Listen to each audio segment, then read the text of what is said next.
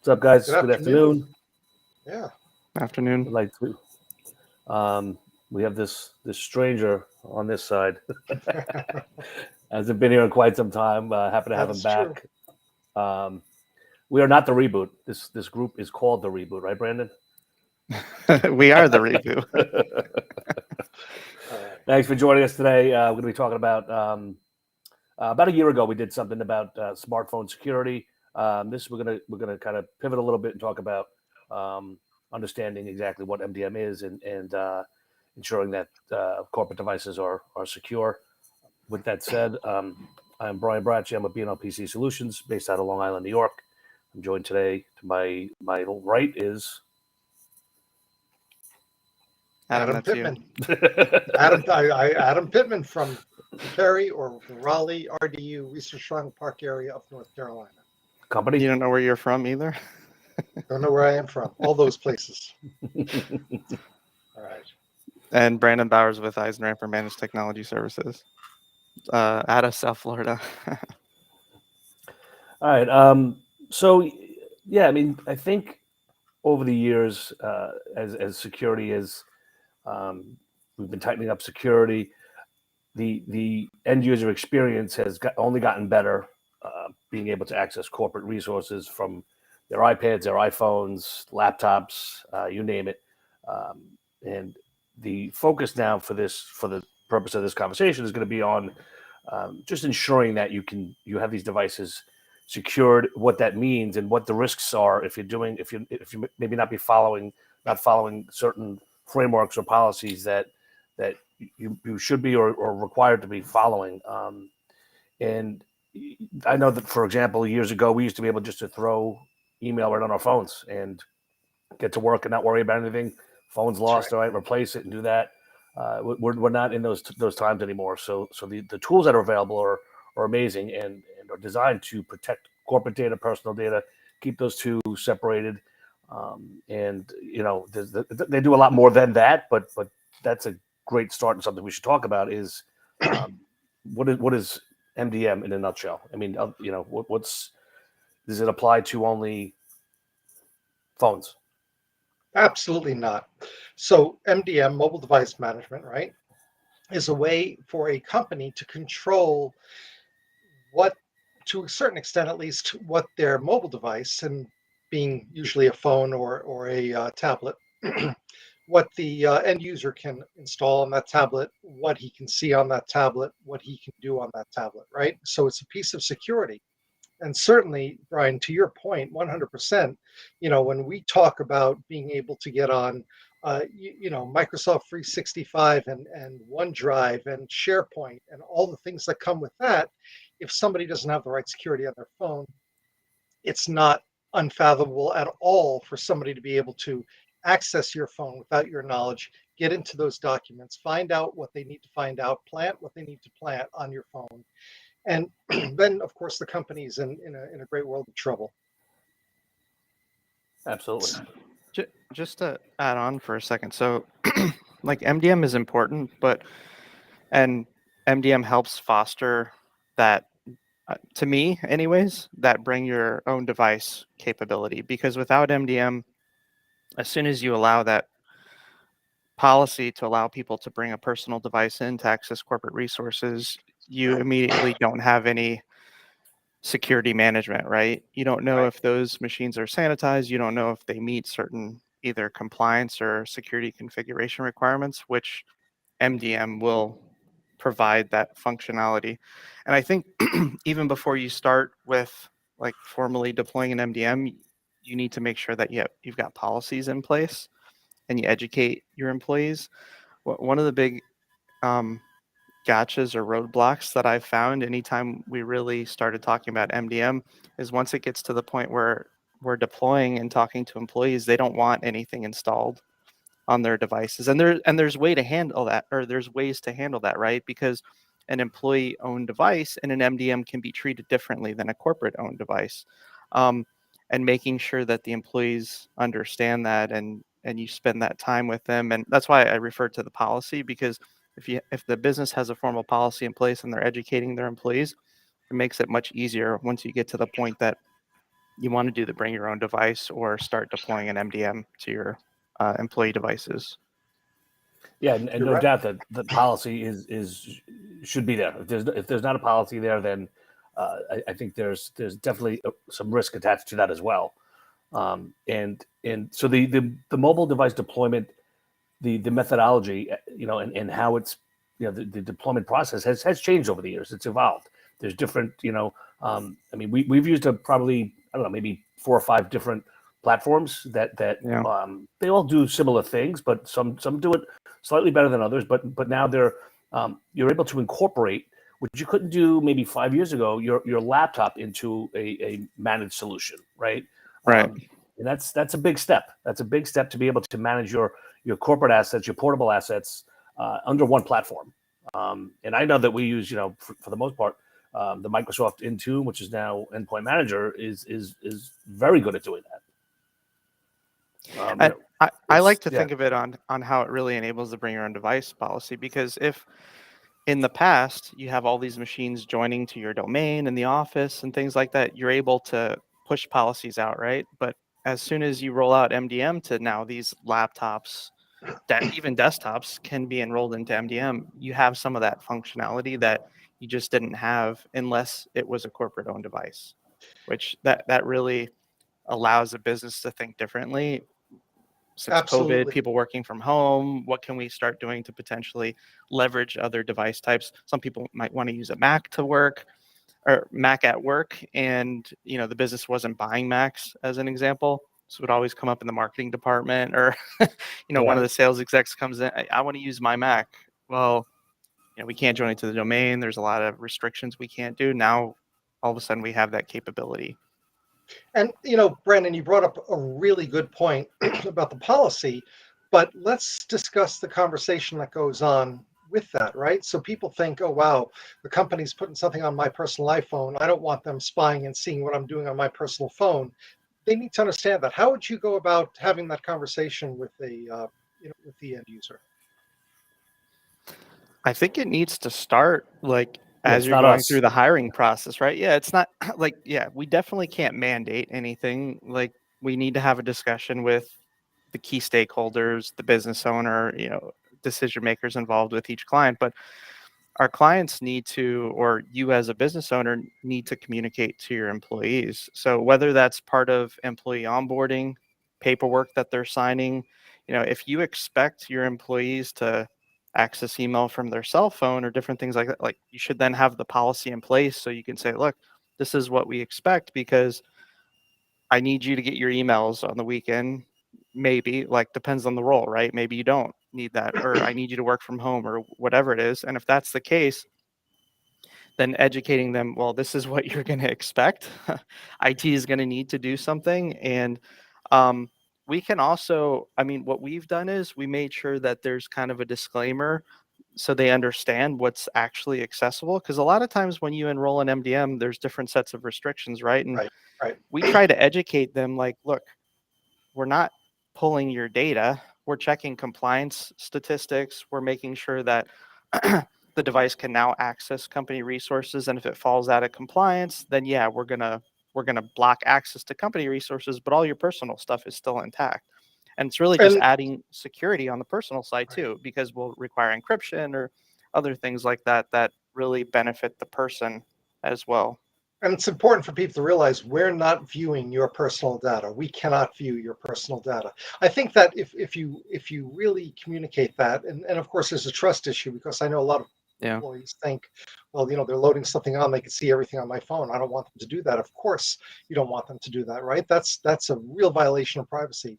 But it's important for them to realize that we don't and we can't. Yeah, Yeah, I agree with that. I mean, and another thing that we tell, and that all the business owners or the decision makers should know, is when we deploy this, it's once it's deployed, we're now protecting, which we've said repeatedly here, is that we're protecting your data. If I get an email from Brandon to my company email on my personal phone, in my Outlook app or Native Mail app, whatever I'm using, and I want to copy, he just sent me, a script that I need. I want to copy that script and I want to text it to Adam over here. I copy it from that email. I go to paste it into my SMS, my iMessage or whatever, and I paste it, it tells me your organization's data cannot be pasted here.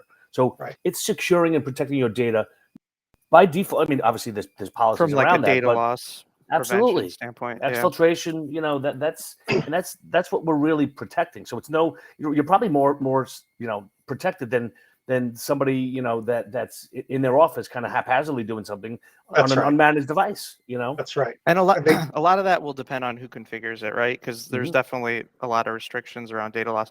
But to go back for a second on the personal versus work, what I feel like is really great with any of the MDMs now, usually there's profiles that you can assign depending on if it's a work-owned device or corporate-owned device or a personal-owned device, and what data is accessible based on the device type.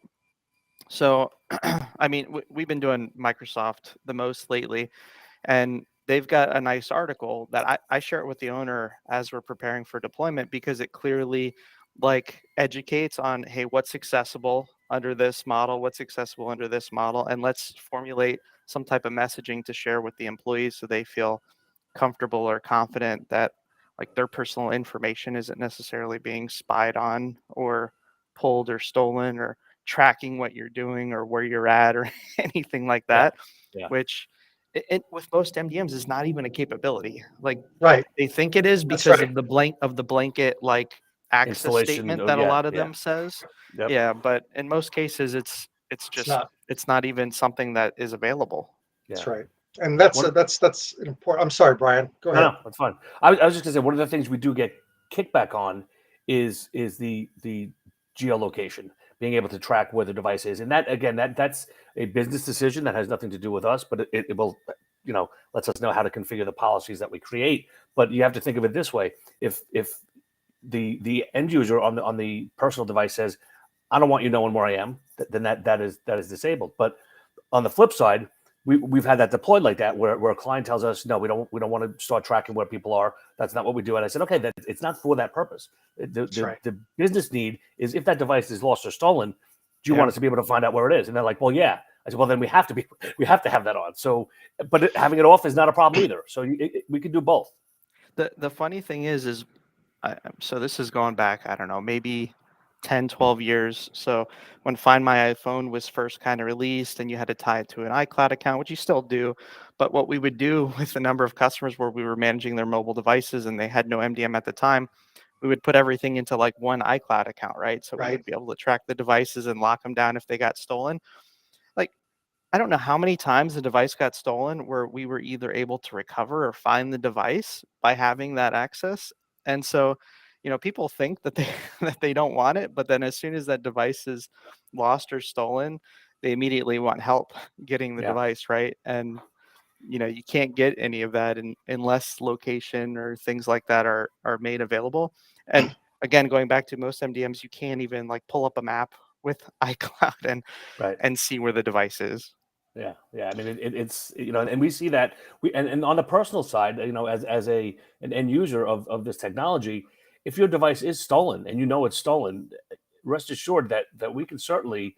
You have a lot of personal stuff on that device. If you're not using biometrics and you just have a pin on that device, and let's say that they guess it or they know it, we can in seconds, retire that device, wipe it, and have it, sent to factory, and so there's less risk for you because we have that ability.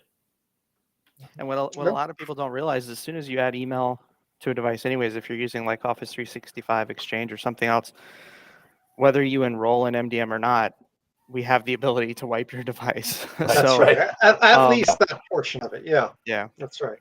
yeah, So that's important. You mentioned BYOD, and that's this has been a great conversation about it. But I've got a client, for example, who has 35 tablets. They're in construction, and they use their tablets on site for VPN to get into their software in their office, right? So we have MDM on there also. So it's not just for the BYOD. I think it's important for people to realize that it's available for you for any of your tablets as well as you move on, and it helps keep your end users from doing things with that tablet that you don't want them to do. We've had situations where one of my clients uh, employees who was terminated immediately was using it for purposes other than intended. We'll put it like that. And Yeah. it's a good tool for employees to realize that it's there for a multitude of reasons. And if you have somebody, honestly, guys, that is a little savvy and they want to, they know that there's no protection in place on the company as far as MDM goes. They want to throw the email on the devices. Yeah, we allow that, and that's a jailbroken device. Someone that's a little savvy and has a jailbroken device, and now there's no control at all. Whereas with an Right. MDM, and jailbroken device is just, I think it's just iOS though, isn't it? An iOS No, device with Android as well. with Android too. That Yep. just basically opens it up to be able to do these things that are Mhm. natively blocked by Apple or by Android. And when you jailbreak it, you're open, and mobile device solution will say, you know what, this device is jailbroken, it's not compliant, and it'll flag it like that, and you won't be able to access your corporate data. Yeah, and like on Android, you can prevent it from. There's only a checkbox like to Right. technically jailbreak it on an Android. It's just a checkbox to allow you to install like third-party apps, and it removes that protection. But you can deny that from happening or set it so they can do it, but all of a sudden they lose access to other resources. But what you were saying, Adam, I mean, it makes a lot of sense. We've got a healthcare company. I'm trying to think of how many devices they have now. Somewhere between like 75 and 100. But Wow. every time a new device is provisioned, it's provisioned exactly the same because the MDM deploys all of the configuration policies. It adds the Wi-Fi. They don't have VPN on the devices, but as soon as the device is connected, like nobody has to type in the SSID and the passcode. Nobody has to install the application for their EMR. It's automatically deployed. And also we prevent other apps from being installed. So we know, hey, this is being used for work. You can't necessarily go in and just start installing any other, games on the device or whatever else that, we don't feel is work prohibitive. Yeah. Yeah. That's good. It's So I was going to talk about the again. I like to kind of talk on both sides of it. On the employer side, or the business side, if someone leaves, or you're terminating somebody, or if they quit and don't give notice, again, we're talking 5 seconds. We can pull that corporate data right off the device, without touching their pictures, their text, anything, nothing personal. It's off the device immediately, and there's your risk for exposure or exfiltration, whatever it is. If there's ill will, it's gone. It's removed. And trying to do that without an MDM solution in place opens up a ton of business challenges and That's right. risks. And it's the unknown. Who else has this? And what so that side of it is important too.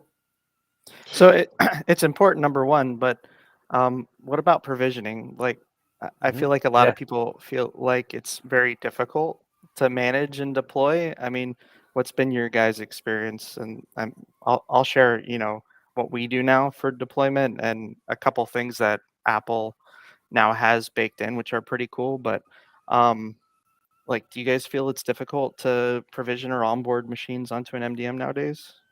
So I think it depends on the software, but like anything else, first of all, you do it enough times, you learn it well enough, and it becomes easy. Well, then However, it changes after that. yeah, it does. It changes. Exactly right. Yep.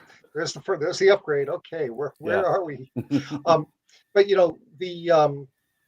there are certain applications. I don't want to name any out, but there are certain that are more complex than others for sure, right? So it depends on what you're doing. Right now, we are focusing on the Microsoft solution.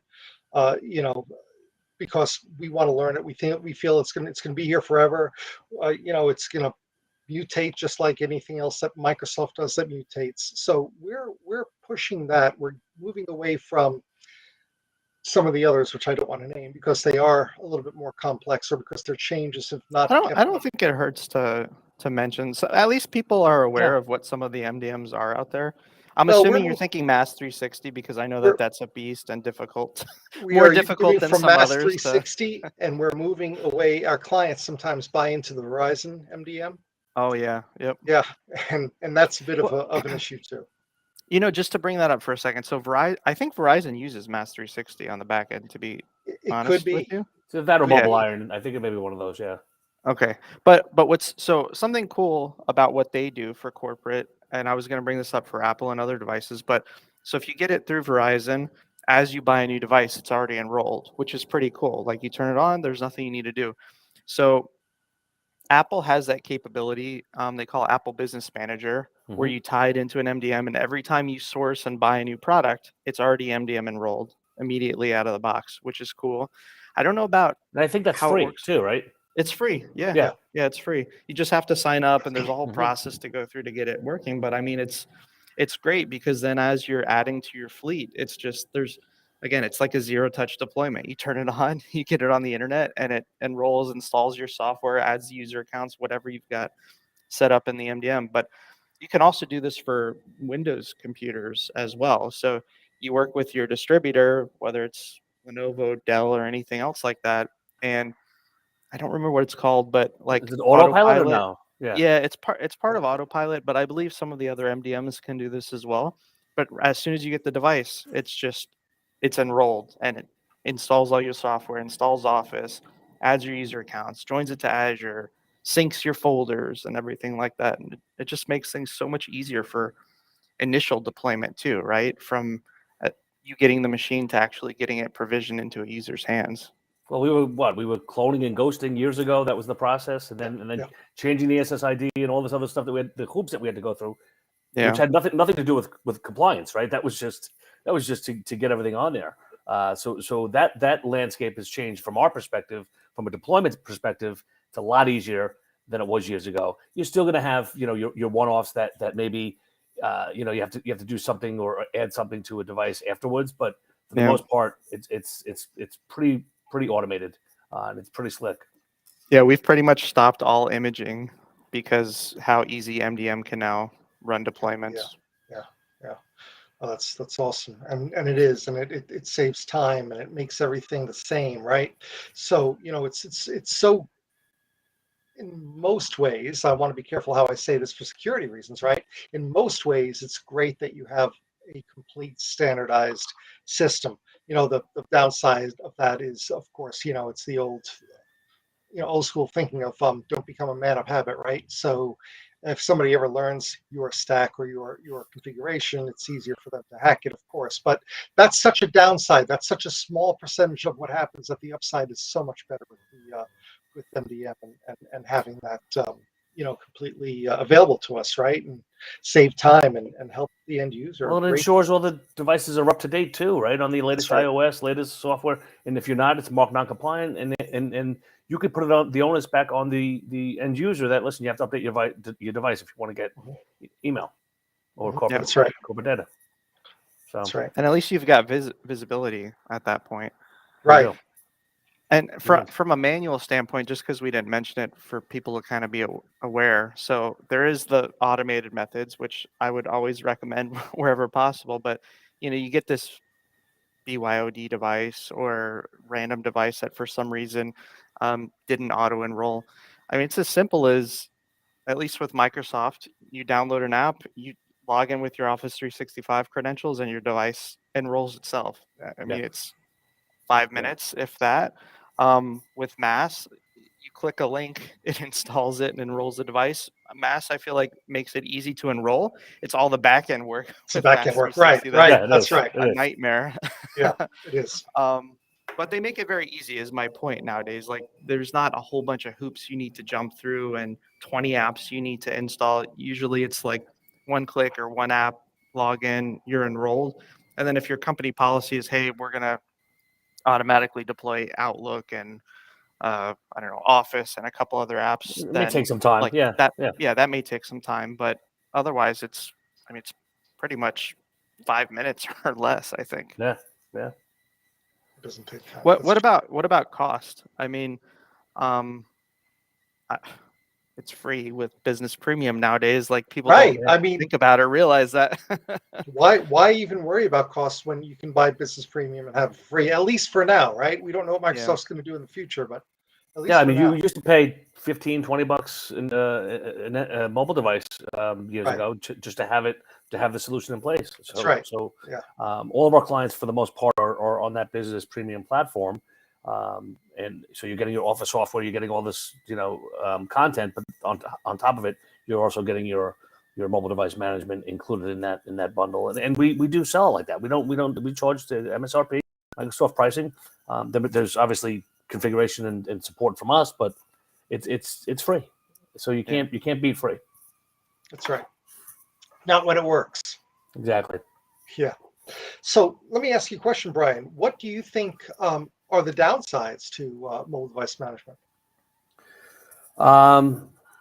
Downside, I mean, as for the employer or for the end user? On the whole, You know what? I don't know that I know of any downsides, to be honest with you.